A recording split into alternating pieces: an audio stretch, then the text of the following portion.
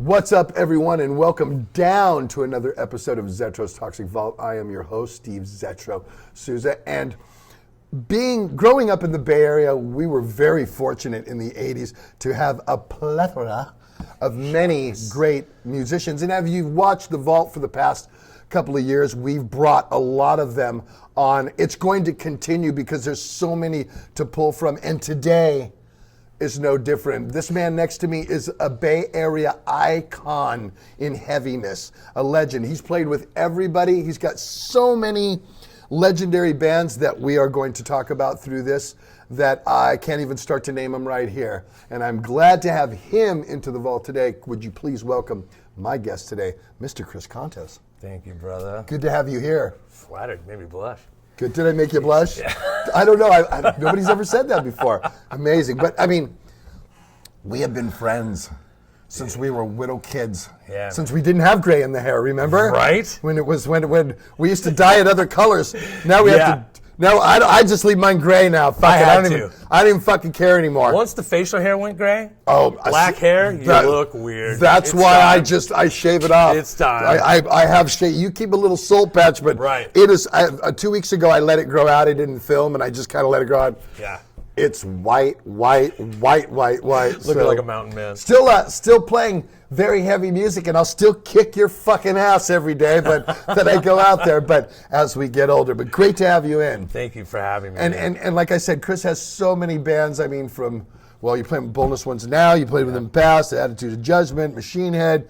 Did a stint with Exodus. We will talk about. But yes. Basically, like I do here on the Vault, and all the viewers know that I want to start with where it started, how it happened, because right. I'm so interested on where everybody got theirs. Was it an older brother? Was it an older sister? Were your parents hippies and listened to this type of stuff? Was your dad a biker like mine? And when he worked on his Harleys in the garage, I went in there.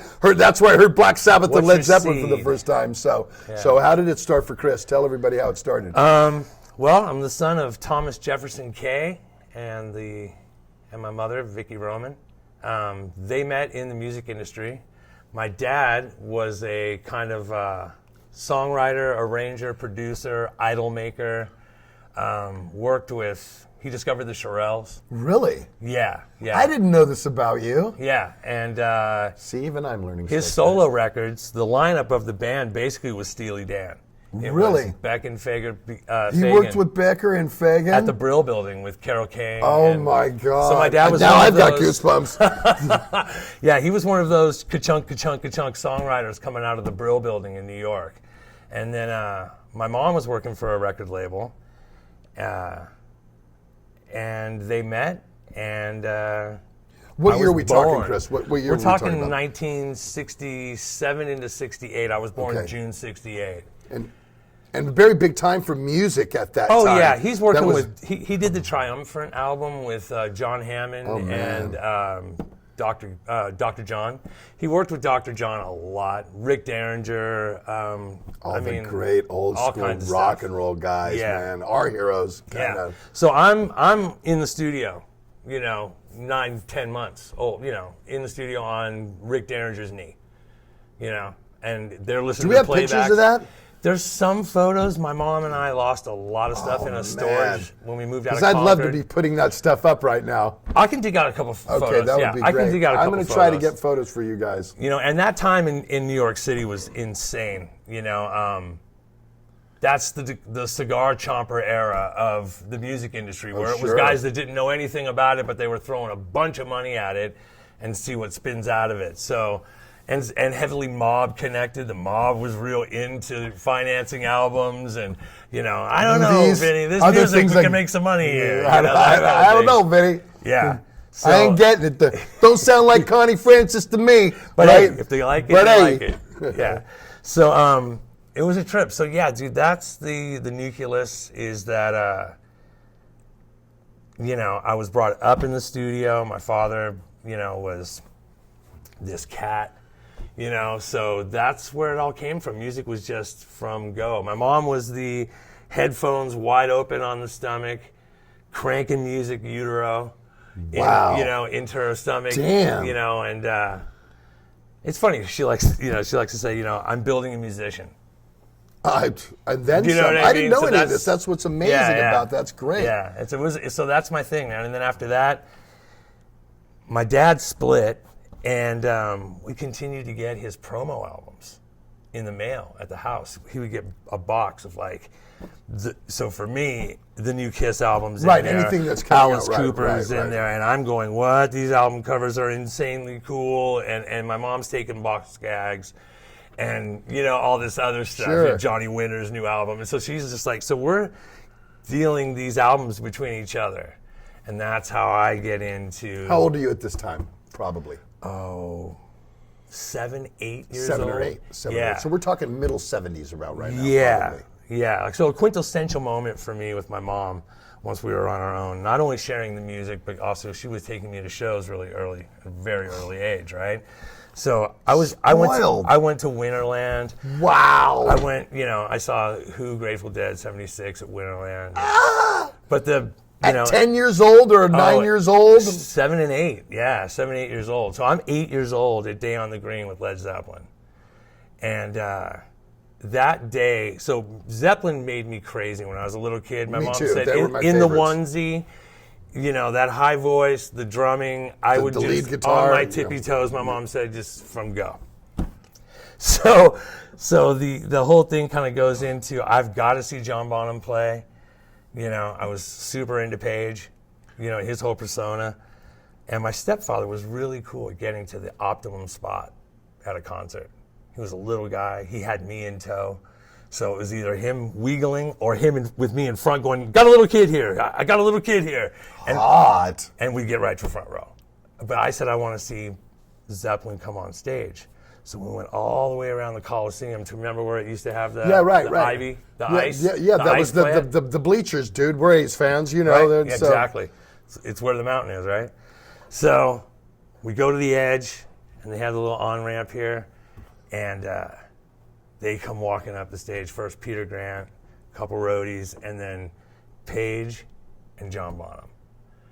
And I'm on my dad's shoulders looking over him, and John Bonham goes, "Hey, kid."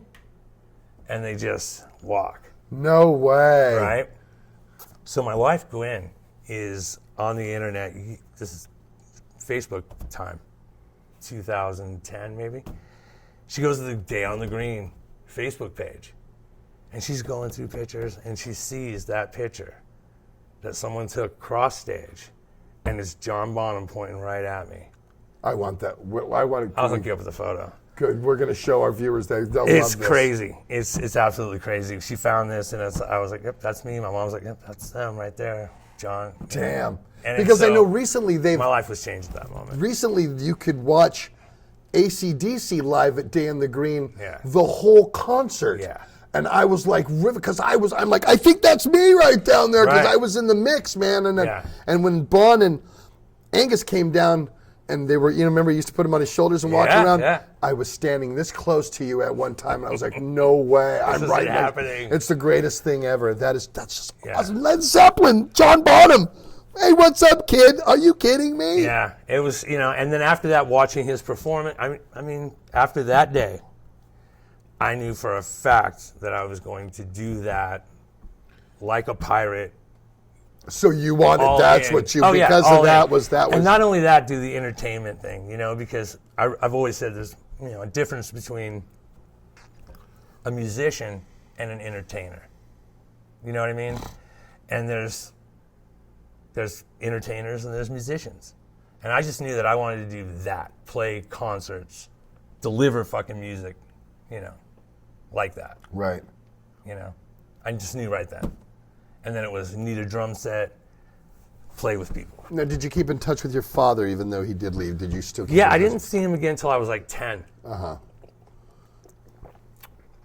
He was working with Gene Clark up in Mendocino. Wow. And he did a couple records with Gene. And he was in Mendocino. And so I went and did some visits there. But then he moved to Laurel Canyon. And that was just also a crazy time in Laurel Canyon. People that were hanging out the house were like the Carradine brothers and Dennis Hopper and Ray Sharkey.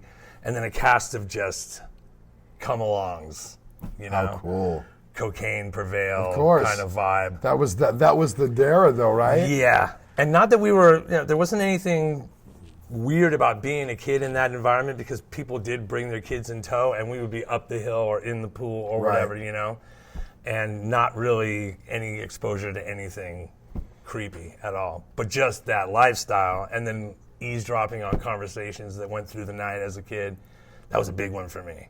I bet. Is creeping out of my bedroom and listening to these adult conversations where there would be people from the music industry and non-vets and just, all kinds of people talking about all kinds of, crazy stuff. So I was hook, line, and sinker into that whole world. Are our parents still with us? Yeah, my dad passed away in 93. Oh, sorry about that. Mom's still kicking Good for Mom. much ass. Good for Mom. Good for her.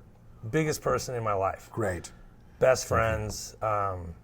Super hit it off on Stevie Ray Vaughan. We used to go see him all the time, from the Kabuki shows all the way to the Concord Pavilion and on. So, yeah, they're super big in my life. Good job, Mom. You did a great job. Because Yeah. I've known this guy. I don't know you, but I know this guy. You did a good She's job. the winner, man. Good for She you. wins. Yeah. So let's move on into school now. And now you're in school and you're this music guy. What was our first band or our first inception of playing music? Did you go to lessons for drums? Did you just start playing it? Because most of the people we know did not go to lessons. Gary Holt, all the guys I play with. Sure. Al, I think Skolnick was the only one that really went. Eric never went when I was, Legacy. And then there was a cast Rick of characters that went and saw, Satriani. No, I know. Yeah. No, But that's the what I'm saying. lesson thing, like Larry Lalonde went. I believe Larry, Bob who played in Coons. Possessed, Bob Coons, or Alex, Cantor, right? Phil, Kirk even took some Kirk, lessons from him. Biederman took some lessons from him as well. So there was, but then there was the guys like you said, like Gary Holt. Never took a goddamn Show me how to lesson. chord, Kirk. Exactly. Never took a damn lesson in his life. And I mean, playing with him, look at the stuff he composes. You know what I mean? So I don't know if you're just a player at that point. I think it's your destiny. I fully believe this. You know what I mean? Oh, of course. You were meant to do this as I was. Yeah. You know what I mean? We were meant to do. There was something about music that caught us. At some point, even you guys as fans, that you even love it. But I'm just saying, as a player, as somebody who went out and fucking put everything else aside, this is what I fucking want to be. Yeah. You know what I mean? You were definitely that guy. I was definitely that guy. We've seen that from 1983, 84, at Ruthie's and at everywhere else. It was the scene. Committed we all were in. all committed. Everybody was in. Everybody was in. And that disrupted school for me. Because coming into it, I was already a youngster playing my drums and stuff and into it and understood I guess at a young age, understood that like, man, I got to play music I got to meet other like-minded people, and I got to find people who do this to play with at a very young age. And then, like I said, maybe privy to some subject matter as a kid that the normal kid in school wasn't, via these conversations and these hang-arounds and being a kind of listener. Well, most kids are. I didn't really fit in at school, man. Most kids from our era listen to KFRC. Am I right or am I wrong? Yeah. The top 40. Yeah. And they did play Stairway to Heaven on that. Yeah. And they did play Walk This Way on that every once in a while. Sure. But it wasn't like when I was I remember being a kid in 6th grade and the kids would go, oh, Sousa's into acid rock. Right, they thought that because I liked Alice Cooper, because I liked Led Zeppelin, because I liked the Black Sabbath. I liked the edgier stuff. Yeah. I was into there was no hard rock then or even metal. It was acid rock, Right. you know. And so Right. I was like, you know, Sousa's into acid, but that's my DNA, like it was for So you. cool, yeah. You know what I mean? So I don't Yeah. think I would have been this entity, nor yourself, Sure. had I not been into acid rock when I was fucking 8 years old. You know what I mean? Sometimes you have to take the moniker. You know, Just it's cast Sousa your way listens and to run acid with it. rock, Yeah. and it's like it's metal, but it wasn't called metal then. It was Right. the darker music. Yep. It was the Yeah. snake on Alice. It was Yeah. the high voice and the leads and the bounding drums of Led Zeppelin. It was Terrifying album covers. you know, there was the terrifying Yeah. record covers. You know what I Yeah. mean? It was those sort of things. First Even- Black Sabbath. Oh, I know. The intro, Rain, I know. and bells, and Yeah. like, you know, I mean, I'd already seen some Evil, Hammer just sets movies. the precedence. It does, you dude. know, Just right. it was ominous, and yeah, I was all in. Well, the movie itself, Black Sabbath, Yep. is a great movie. I love it. It's got the 4 stories Oh, yeah. in there. I watch it I'm every super time. into it's- Hammer Yeah, and oh, all see, that campy British stuff. Come Yeah. on, Yeah. this is my life. Come on, it's yeah. metal and horror, and Yeah. and it goes in kind of I think that order, Sure. basically. So I actually I had to film creature features last night. Actually, Love it. Love so seeing you so on there. I love doing it. Believe Yeah, me. I bet. And I bet. and What a that whole treat. thing is like, here I am. My childhood hero, my childhood show, and I do the theme song now, Yeah. and I'm the fucking I'm a guest yeah. every year, It's and I'm friends amazing. with that. So The Bob Wilkins moment. Come on. I haven't painted on the back of my Wow. bike. On my Yeah. bike, I saw your you see bike. my heart. It's It's fucking. insane. I'm is so nuts. old school, man. I'm so into the Yeah. to the what made me this. You know what I Sure. mean? And that was such Sure. a piece of it. Right. You know what I mean? To say that. So again, we're getting off track. Let's get back on where you were your first band. And let's Yeah. talk about the first guys. And how old were you at the time? So I think I was like 12, and Do you remember the other guys? oh yeah, and they were gals. No way. All of them? Yeah. So was it a 3? You were drummer, and then you had. And no, it's actually 2 guitar players and a bass player. And it's funny because the girl Susie Gall was my stepfather's best friend's little sister. And she had a green SG, and she could power chord, and she could solo. And she was like, you know, a little bit of a phenom. Okay, how old was she at this time? Say if She you were was 12. 2 years older than me. Okay, so were you the youngest in the band at that Yes. time? You were the. Yes, because Come here, kid. Lynn Berkey was the other guitar player. They had a band going. Because of Susie, I kind of got to play and jam with them, you know? So we didn't take it to like full band action, you know what I mean? Like fully be a band. But we definitely popped the garage door open a few times and got some people to stand around, dump their bikes, and How cool stand is around. that? That's an audience. Yeah, and that's the first steps. You know, I mean, we can get onto this later, but that formative moment of a band, you know, you got to be a little self-aware, and you got to also put it out there and see if anybody salutes. You know, You gotta have a little bit of an ego. You have to have a little bit. Oh, you do. You gotta do. be- It's a that- confidence. It's a confidence. I say that too. I call it confidence, but Yeah.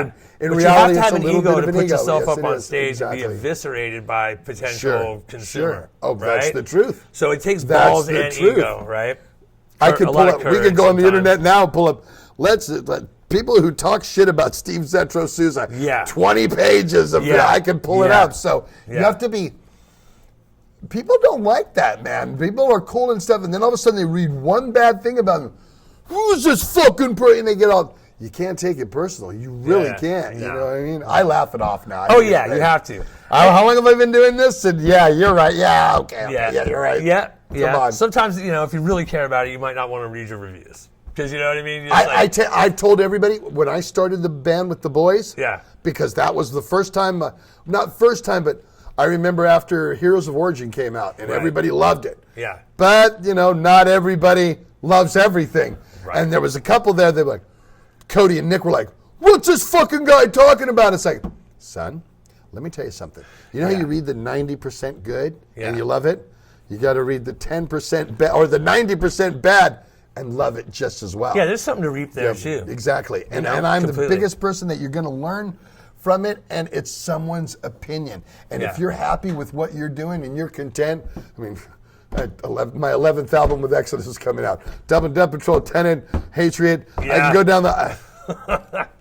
I'm cool. Yeah. I'm cool. Whatever you say, really, I mean, thank you for your opinion, but even if it's negative, it speaks for itself. Come on, I wouldn't be here this long if it wasn't the deal. Okay, so exactly. I take it like that, and I don't take it personal.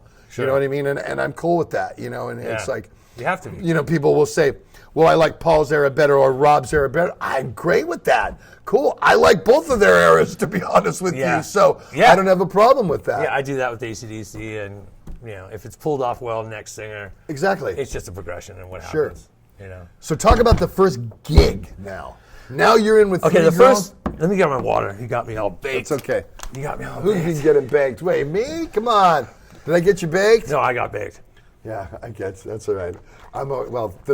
My viewers know because a lot of times I actively smoke on my show. Sure. Not today, but sometimes I do. It's going to be a long one, so I don't want to get Chris too fucking baked. Although I've been smoking since 6 o'clock this morning already, so just to let you know, I'm not cheesing The wake out. and bake mistake. Oh, come on. There's no mistake about wake and bake. Nice. It's the wake and bake. Nice. Then go do 4.5 miles and come back and smoke some more. That's just the way. That's my regimen every day. I hear you. And when I'm on my walker, I'm thinking about on the 3rd or 4th mile, God damn, I can't wait to get home and hit that fucking pipe. No doubt. That's right. I'm a weed head. That's the way it is. Don't drink, don't do any other drugs, but I smoke pot.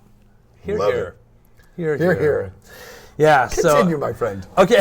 This is a conversation. I hear you. This is not an interview. This is a conversation, and that's just the way it is. Diversion there. Exactly. So, first gig I'm going to have to give to Wes Robinson. Really? Ruthie's Inn. Yeah.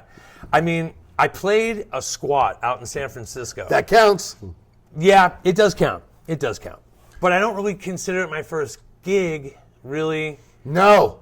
It's your first gig. Did anybody come there and happen to watch you because you played the quad? Oh yeah, we played first gig outdoors. That's your first. That's officially Zetro just said that's down. First I guess I just got changed. Yeah, I just got crowned. Just got changed. Just changed. This is now his first. So Wikipedia, if you're watching, it's chess, not is checkers. Now his first gig. All right, so first gig What's at the name the of the Vats, band? What was the name of the band? Homicidal Youth. With Eric McIntyre that we went on to form Attitude Adjustment. 2-person band. We opened, I think it was Fang, the Fuck Ups, Burning Witches, and us. The wind was blowing so hard that a couple SF skins had to come up and hold my cymbal stands down, and that was how the rest of the show went till the wind died down, I guess, later that night. So I guess that's my first gig. Yeah, that's the first gig. It is. But second gig and the paramount gig for me was being able to play Ruthie's Inn with Attitude Adjustment. That was that just felt real gig. Line up, load in. It functioned like a gig. How old were you when you guys formed Attitude? I had turned 17. Just turned 17. Yeah, and we were out in. And that was you, Eric, and Andy that started that, right? Or was No, you and actually, Eric? Andy came in after, right? Yeah, quite some time later, even though it is a short amount of time.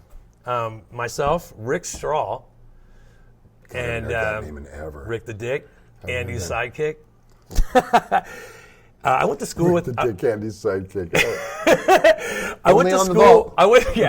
Only went to school. I went to high school with Andy Anderson and Chris Capero, and I had Chris in art class, and I didn't have any classes with Andy.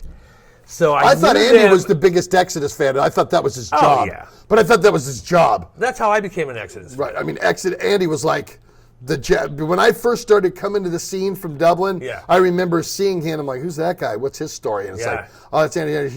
He's one of the Exodus guys. I'm like, he plays in Exodus? Like, no, he's just kind of, they have their own, like, the Slate, and then, of course, being in it now, and I know all the history and all the stuff, but that was that whole thing. Andy would pull Exodus on the back of his thing, and it was, he was throwing people off stage. Yeah, sure, him and Lonnie, I mean, him and Toby, those were the Exodus guys, And that was horrifying, to tell you the truth, dude. I mean, look, Ruthie's Inn, I think very little exists like this anymore. It does here and there, but going to Ruthie's, there was, am I going home uninjured or alive tonight?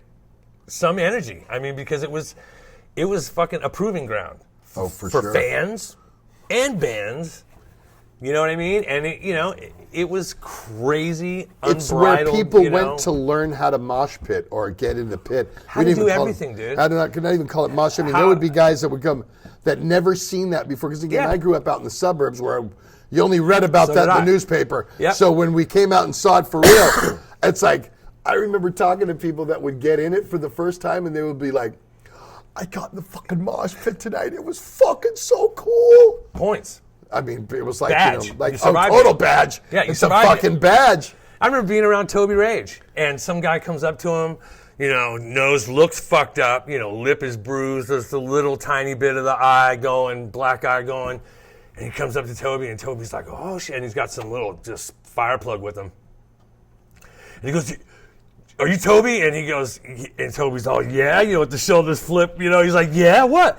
And he goes, dude, you smashed my nose last week in the pit. Coming to buy you a drink. And it's like, that was his blood on the blade. He washed, that's how he washed the spear that night. He got the way he walked. Head walking, but probably caught an elbow. He had elbows that stuck out across half the venue, dude. You know what I mean? So it was just, I was like shocked. I was like, wow, he broke his nose, he's buying you a kamikaze. Absolutely amazing. Because it's, that's kind of, I guess, violent and machismo or whatever, but at the same time, it's rite of passage stuff. Sure. You know what I mean? Sure. Cultural, moment for that person. Hold that thought. We're going to go to a break right now. We will be back with Chris Kontos to talk about, because we have a lot to talk about. So this is going to be a many-parter, I would say. So keep your hats on. We'll be back in a minute. You need to get up in the morning and metal isn't just really rolling you. You need to get yourself some Death Wish coffee. You can get it in any supermarket anywhere, and believe me, this is heavy metal type coffee. This shit will get you rolling hard. You want to get your zippy on in the morning? You got to get up early? Go get yourself some Death Wish coffee. Like I said, it's in every grocery store around the United States, or if not, go to deathwishcoffee.com and get yourself sent some, damn it.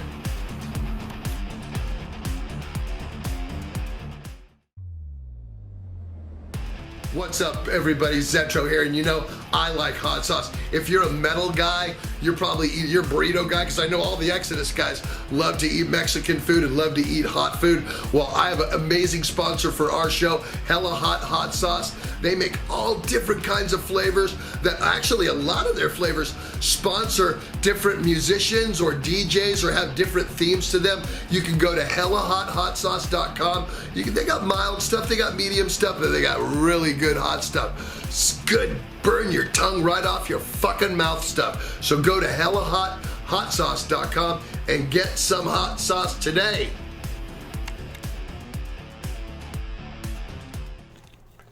And we're back with Chris Kontos, and I have to do that. Our sponsors are so good to us, and they give me stuff to give to all of our viewers and stuff, and I like to do that. So that's awesome. Everybody that watches, especially there's so many people that do watch consistently, and who you are, and we like to. They do, believe me.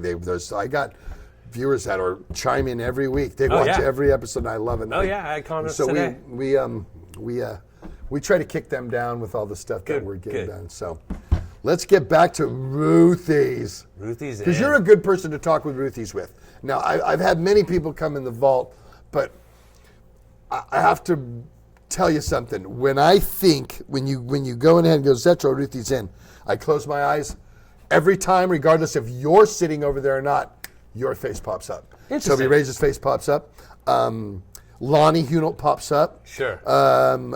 Alexis Olsen pops up. Sure. There's certain faces that when you go Ruthie's into me, Wes pops up. Yeah. Irving, who used to serve us all drinks back at the fucking, or you could be 12 years old, as long as you could touch that fucking bar, he'd serve you. Yeah. And I mean, that was like, that was no joke, dude. And he would make a lot, I didn't think I go Long Island iced tea, because that was a major drink in the 80s.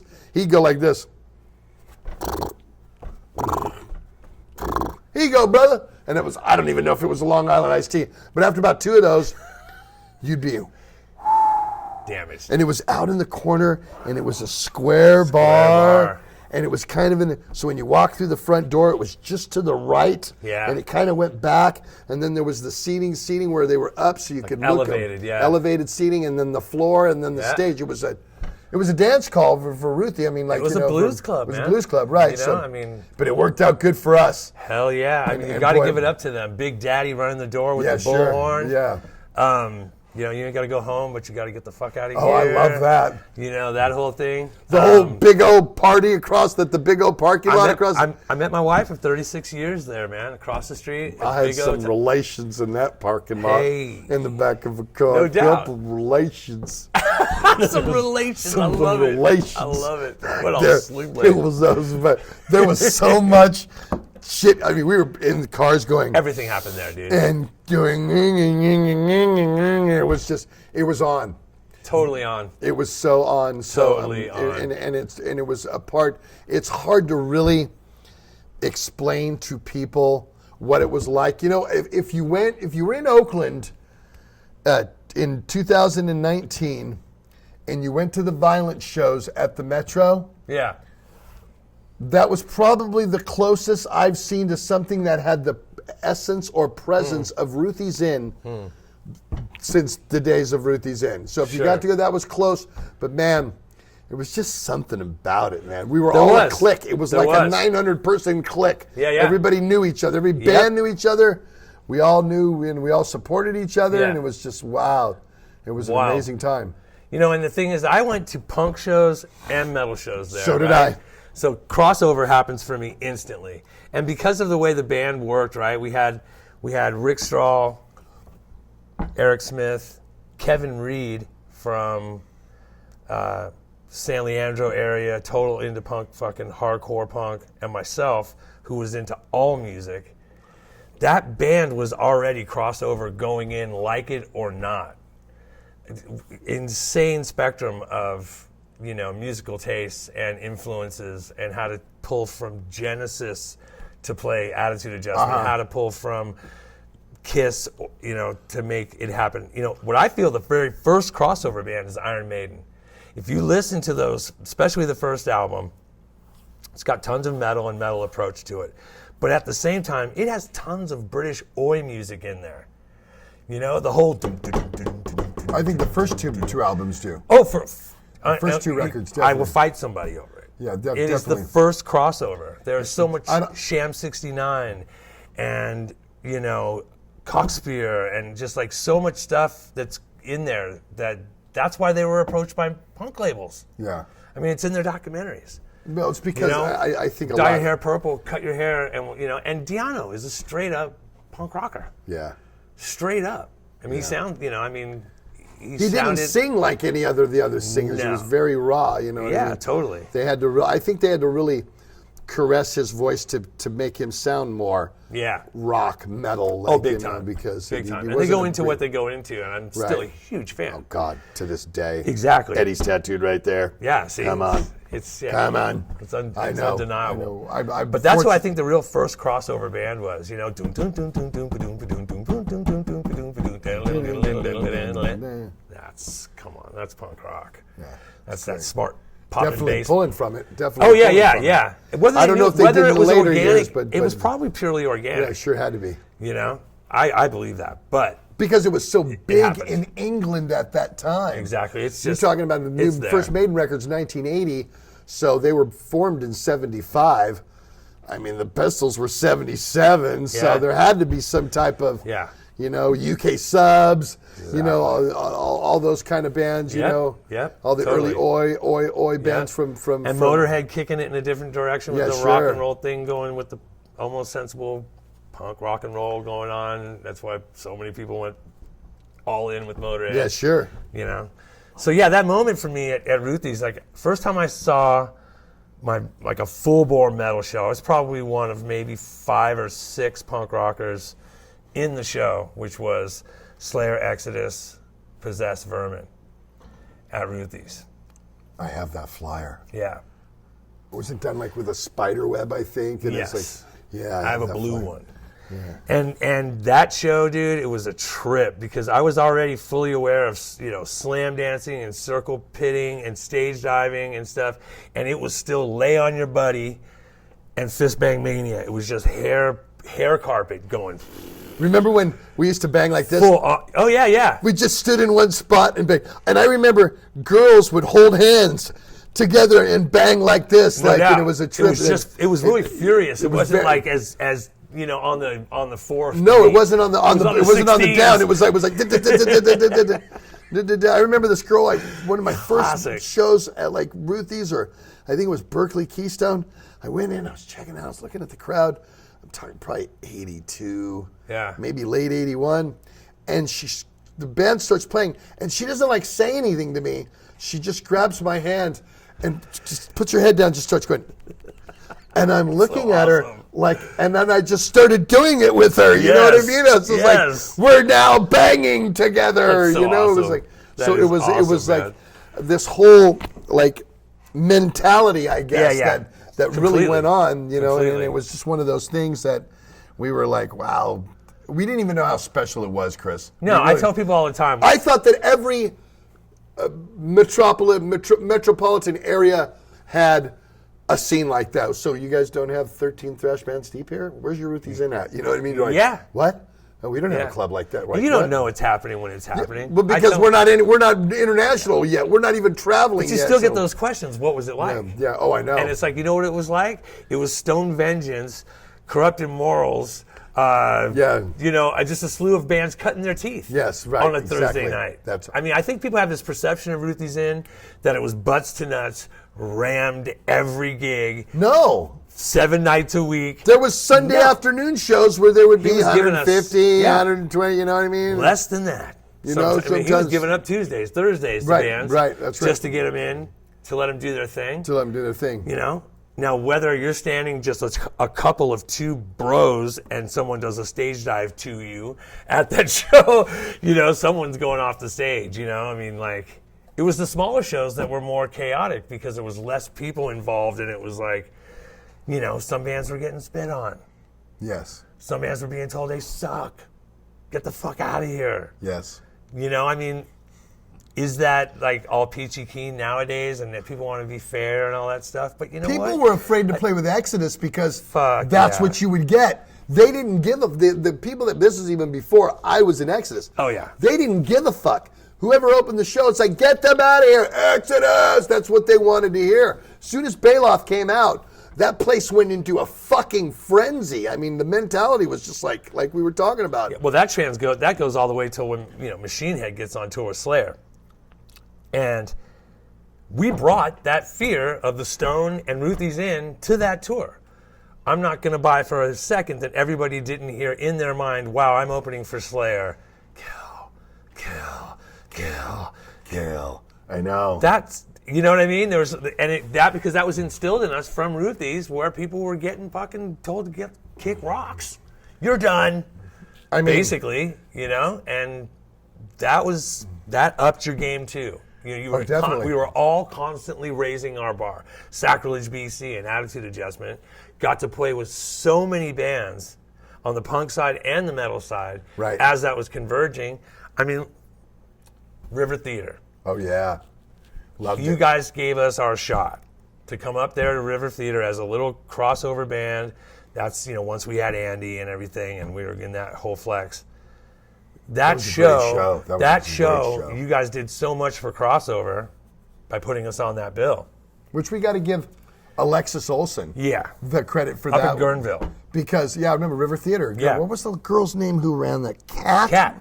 That's right, Cat ran that club. And what was good about having Alexis as our manager, and this was the guy who managed Legacy when we first put Legacy, which became Testament, together when it was Derek, Eric, Louie, Greggy, and myself. Yeah. Alexis Olsen managed, and he was so in knowing everybody and every scene and every guy that we would work with Mordred. We would work with you guys. We wouldn't just stay with, Exodus or Death Angel or Possessed or Hellhammer or any of the just straight up thrash bands. That we would play with Lost Rocket. We would we would go with other, that weren't just straight up thrash bands. And that was definitely accredited to, Alexis having his nose to the grindstone and saying, Steve, it's heavy music. It'll work. Don't worry, Steve. It's heavy music. Never call me Zet. Steve, it's just very heavy music. Well, I'll have him on the show and he'll talk like this. Yeah, I'll do an imitation of him. He's awesome. I've seen him lately. Yeah. Actually, our producers have a call into him right now. We're trying to get him in. Awesome. Into the That's vault. killer. I guess there's so many people in the Bay Area. I've been doing this for 2 years ago, and I barely scratched the surface. I have so many people I could come in like yourself, so that's awesome. Yeah, and it's important for us all to share this, so it gets passed on. Metal and our culture is in a really precarious, fragile spot. So I want to tell one story about we love stories. Guerneville. Talk to Guerneville. Opening Exodus, Legacy, Attitude Adjustment. We come out on stage. Metal scene is still not really adapted to mohawks and people with one sleeve cut off their leather and just this whole weird amalgamation. But they might know who Rick is from the metal scene and Andy, so there's a little warming up to us a little bit. And Hetfield and Fred Cotton announce us. And Rick Strahl's standing right next to him. And Hetfield is standing directly on Rick's chord. So it's already taut. And he says, attitude adjustment, and they both jump off into the audience. There goes the chord. Rick jumps in the air at the same time and rips the guts out of his bass. So we're jamming, no bass. Rick's all, shit. Guts are hanging out. And he takes the bass off and he starts going bang, like to break it. Okay, the crowd is slack-jawed. They're just like, the fuck? And I jump off the drums. I put the bass on the drum riser and just do a double foot stomp on it. Crunch. Whole place is silent. Rick goes up to the mic and he says, remember he's German, he's got that thick German accent. He says, hey, does anybody have a bass I can borrow? And the place is just, and then cracks up into full-on laughter. I mean, like belly laughing. And Grady Christensen comes up with his insanely nice bass and puts it on Rick. And that was us, right, out of Ruthie's. But that's everything. I think that. You know what I mean? And I think the crowd was blown away by it. Because you guys were already established as badasses and having great gear and all that, you know what I mean? And I think there was a respect given on stage in front of the scene. Rest of our set was kind of savage. I think people bought in a little bit right then. So that important. That's when crossover was really starting because Legacy. There were shows that weren't safe to go to as a punk rocker, or vice versa. I agree. Hair. I remember going to the On Broadway, and I went into it was like Dead Kennedys, Wasted Youth, Los Olvidados, Fuck Ups, Minor Threat. It was like 7-8 bands. Yeah. And I go in there, and I had long hair, and they were like, "What are you fucking doing here, hippie?" Right. I'm like, hippie. Fuck you, man. That's like, fuck you. And they would shove me. But after a while, they seen me at the shows, and they would just be like, they knew that I was just a metal dude, But I had punk in, and they respected that. Yeah. You know what I mean? But at first, you go walking up with hey, you fucking hippie, cut your fucking hippie hair. No doubt. Like, that's kind of how it was. But yeah, Boneless Ones just did a song about it called Crossing Over the Bridge, and it was about that whole 86 and 86. Because, crossover had just kind of started to happen. And you could get 86-ish vibe, you know what I mean, by going to the wrong show still. Oh, sure. You know what I mean? So it's a thing about, hey, I listened to everything. Never thought it was weird too. Oh, no, I got pushed up by punks. Oh, yeah. Everyone, I remember this big punk. I was on the floor for the Dead Kennedys, and he had it in for me. And so he just kept coming at me, and he kept nailing me. Yeah. And I knew it was because I had long hair and a leather jacket on. Yeah. And I knew that when he kept coming in now. And I turned around looking, and he gave me this look like, fucking little, metal rocker guy. And such that a weird guy moment. Tortured over me. Music. That whole I kept trying to walk around the floor to watch the Kennedys, and this guy found me, and he just kept coming, I'd be spun. He'd just come right by, elbow me into me, and he made sure that he if you're at a punk show, you're subjected to that wherever you are, and I'm going to make sure that you're going to be subjected. Exactly. To that. Yeah. And that's basically what he did. Yeah. But I didn't get that much because after a while, I was like you. I went to punk. You established a presence. Went to the Mab. Went to the Mab. Saw all kinds. I love punk music. I love the rawness of it, and the ferocity. That's why when we started Legacy, it was all about we're doing what Exodus does. I will love that punk metal shit, with half punk and I've always explained it. I've done it a million times on this show. To me, thrash metal is a derivative of hard rock and roll and new wave of British heavy metal with the ferocity and rawness and speed that punk rock and oi and Crass, even Crass came across. I mean, we were all fans of Discharge and GBH and the Exploited. Totally. So, all we did was those three bands kind of take took what we did, what Jimmy Page did and Ted Nugent did with hard rock and Richie Blackmore and put it with what, they did, with what the Dead Kennedys did, what the Ramones did, what, other, the UK subs did, what the Exploited did, what they did, and we just put it together. And I've always explained it that way. Yeah. And we were all playing at the top of our ability. Nobody was a ringer yet. No. We had phenoms in town, which is insane. I mean, I used to pick up Alex Skolnick for his lesson at Joe's because he wasn't even old enough to drive yet. Right. He's 15 years old. I go to Satriani's house and pick him up so we could go to practice. Yeah, right. Okay, that's cool. And it was cool. And I knew at that time that this kid's special. Yeah. And I love the fact that, I'm sorry, but he was in his bedroom till he met me. And so, and that's me and Alexis went over his house after Derek had quit. And recruited him. And I said, who? Alex Skolnick, come on. Remember I called him Skull Wrecker? You know why? I've never heard the why.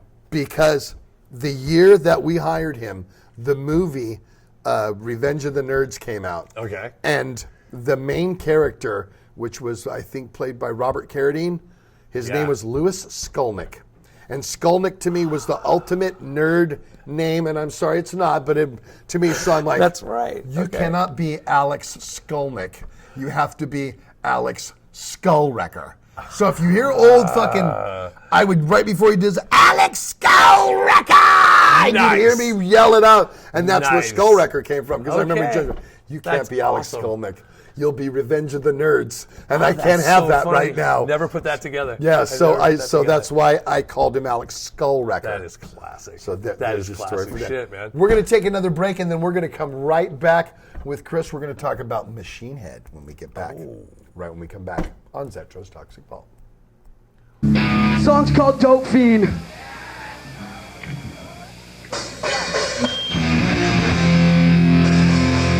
Don't be that with your fuck bitch, still have car. Don't be not a joke. Spy your money, I wanna come. Don't be. You are a fool.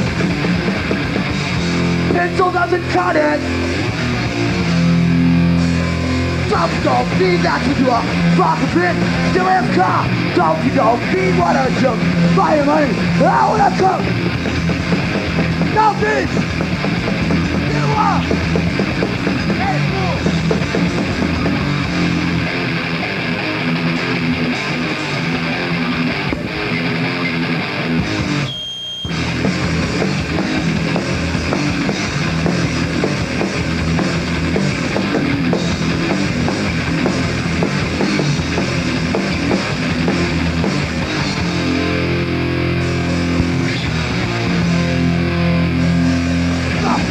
That's what you are, fuck bitch, you left car. Don't be what I do, fly away, I wanna come. Don't be, you are a fool.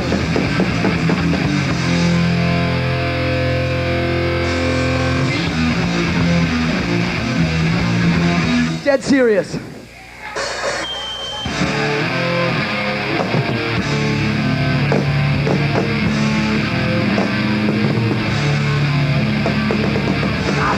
Every day, working like a maniac, the world's a gun. No time, live life for me, still. Being separate, I'm trying to tell your death. My death will live. Don't give a shit.